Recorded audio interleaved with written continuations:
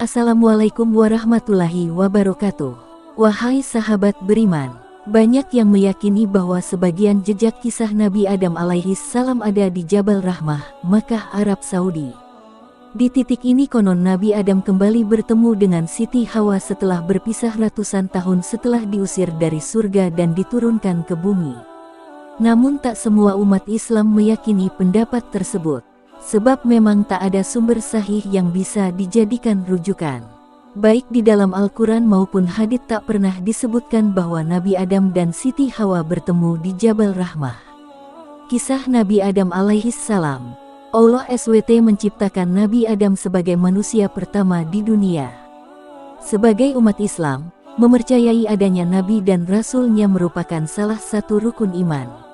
Penciptaan Nabi Adam dituliskan Allah SWT dalam Al-Quran Surat Al-Baqarah 30-39. Dijelaskan, para malaikat sempat bertanya tujuan penciptaan manusia yang bisa membuat kerusakan di bumi, tetapi Allah menjawab hal itu dengan bijaksana. Dan ingatlah ketika Tuhanmu berfirman kepada para malaikat, "Aku hendak menjadikan khalifah di bumi." Mereka berkata, "Apakah engkau hendak menjadikan orang yang merusak dan menumpahkan darah di sana, sedangkan kami bertasbih memuji-Mu dan menyucikan nama-Mu?" Dia berfirman, "Sungguh, aku mengetahui apa yang tidak kamu ketahui." Dikutip dari buku Kisah Para Nabi oleh Ibnu Katsir, Nabi Adam diciptakan oleh Allah SWT dari tanah dengan hanya mengucapkan perintah kun fayakun. Sebagaimana firman Allah SWT dalam Al-Quran Surat Ali Imran ayat 59.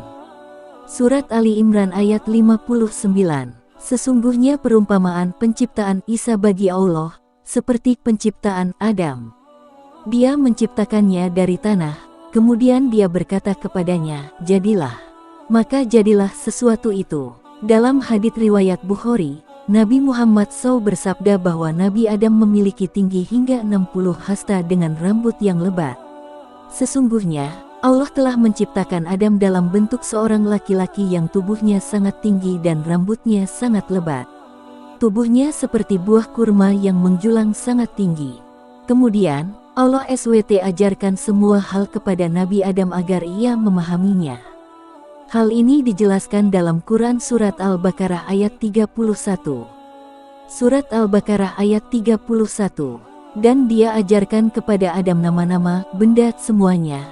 Kemudian dia perlihatkan kepada para malaikat, seraya berfirman, "Sebutkan kepadaku nama semua benda ini, jika kamu yang benar." Setelahnya, Allah SWT ciptakan Siti Hawa dari tulang rusuk Nabi Adam sebagai pasangannya. Hal ini tertulis dalam Quran Surat An-Nisa ayat 1. "Wahai manusia, bertakwalah kepada Tuhanmu yang telah menciptakan kamu dari diri yang satu Adam, dan Allah menciptakan pasangannya, Hawa, dari dirinya, dan dari keduanya Allah memperkembangbiakkan laki-laki dan perempuan yang banyak. Bertakwalah kepada Allah yang dengan namanya kamu saling meminta, dan peliharalah hubungan kekeluargaan. Sesungguhnya Allah selalu menjaga dan mengawasimu." Kemudian, Allah persilakan Nabi Adam dan Siti Hawa untuk tinggal di surga dan menikmati semua nikmatnya. Hanya saja, Allah melarang Nabi Adam dan Hawa untuk mendekati salah satu pohon di dalam surga. Dan Allah berfirman, "Wahai Adam, tinggallah engkau bersama istrimu dalam surga dan makanlah apa saja yang kamu berdua sukai. Tetapi janganlah kamu berdua dekati pohon yang satu ini. Apabila didekati, kamu berdua termasuk orang-orang yang zalim." Namun sayang, iblis menggoda Nabi Adam dan Siti Hawa untuk memakan buah yang dilarang oleh Allah SWT.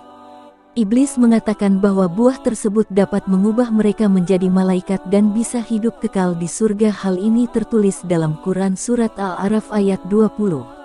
Kemudian setan membisikkan pikiran jahat kepada mereka agar menampakkan aurat mereka yang selama ini tertutup. Dan setan berkata, "Tuhanmu hanya melarang kamu berdua mendekati pohon ini, agar kamu berdua tidak menjadi malaikat atau tidak menjadi orang yang kekal dalam surga." Akibatnya, Nabi Adam dan Siti Hawa diusir dari surga. Mereka berdua pun diturunkan ke bumi dan dipisahkan seperti ditulis dalam Quran Surat Al-Baqarah ayat 36.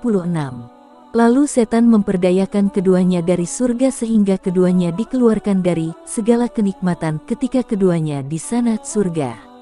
Dan kami berfirman, turunlah kamu. Sebagian kamu menjadi musuh bagi yang lain. Dan bagi kamu ada tempat tinggal dan kesenangan di bumi sampai waktu yang ditentukan. Sebelum itu, Nabi Adam dan Siti Hawa memohon ampun kepada Allah seraya bertaubat atas dosa yang dilakukannya. Hal ini tertulis dalam Quran Surat Al-A'raf ayat 23. Keduanya berkata, "Ya Tuhan kami telah menzalimi diri kami sendiri.